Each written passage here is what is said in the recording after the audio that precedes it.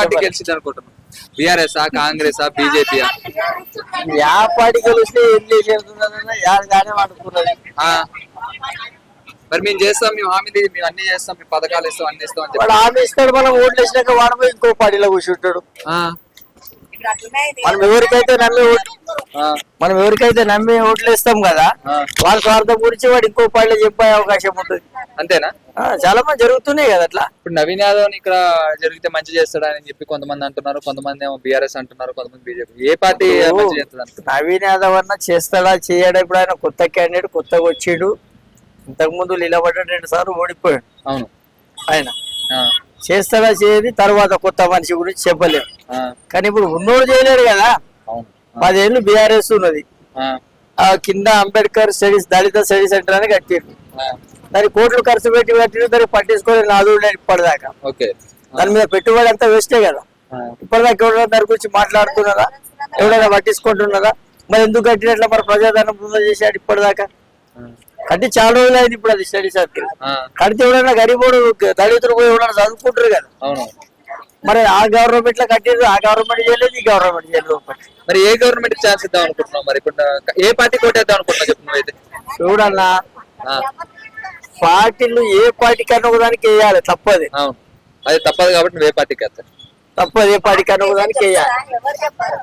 కానీ అది మనకి బాధలాగా మనసులో ఉంటది, బయట పెట్టాం.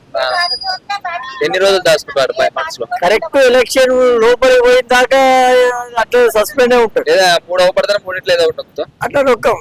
ఆల్రెడీ డిసైడ్ అయినాం మేము. ఎప్పుడు అది ఏం డిసైడ్ అయినా అంటే నువ్వు చెప్తేనే కదా వీళ్ళు మంచి చేస్తారని ఒక నలుగురికి తెలిసేది. ఎప్పుడో డిసైడ్ అయినాడు.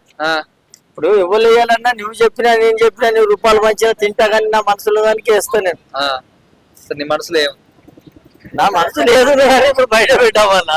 చెప్పు నీ మనసు అంటే నువ్వు చెప్పినావు అనుకో, ఆ పార్టీ ఇట్లా చేస్తుంది నాకు ఆ నమ్మకం ఉంది అని నువ్వు చెప్పినావు అనుకో, నలుగురికి అదే నమ్మకం అయింది కదా. గోపీనాథ్ 3 సార్లు గెలిచి ఆయన స్టార్టింగ్ ఎలక్షన్ ఇంకా టికెట్ రాకముందే 1 year నుంచే కన్వర్సింగ్ చేసిండు ఆయన. 1 year ఎలక్షన్ టికెట్ లోపల కన్ఫర్మ్ అయింటది.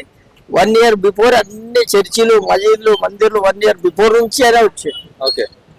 ఆ టైంలో ఇప్పుడు ఆయన చనిపోయిండు, వాళ్ళ వైఫ్ నిలబడుతుంది. మరి ఆమె సానుభూతి ఏమన్నా ఉంటుందా? లేకపోతే కాంగ్రెస్ నవీన్ యాదవ్ కి ఇస్తారా? సానుభూతి ఏం లేదు. మేము తెలంగాణ నా పక్క తెలంగాణకి వేస్తాం, అంతేనా? డౌటే లేదు, ఫిక్స్. అది రాని రాకపోని ఇప్పుడు 50-60 ఏళ్ళ చరిత్ర ఉన్నది. ఆ చార్మినార్ కట్టినోడు కూలి కుతుబ్ షాహీ, గోల్కొండ కట్టినోళ్ళు వాళ్ళే, ఉస్మానియా హాస్పిటల్ కట్టినోళ్ళు వాళ్ళు ముస్లింలే. 50-60 ఏళ్ళ నుంచి కాంగ్రెస్ వాళ్ళు ఏం చేసి దేశానికి? ఎప్పుడో మేము విన్నామా చిన్నగా ఉన్నప్పుడు ఇందిరమ్మ బర్రెలు ఇచ్చింది, గొర్రెలు ఇచ్చింది అని చెప్పాక కానీ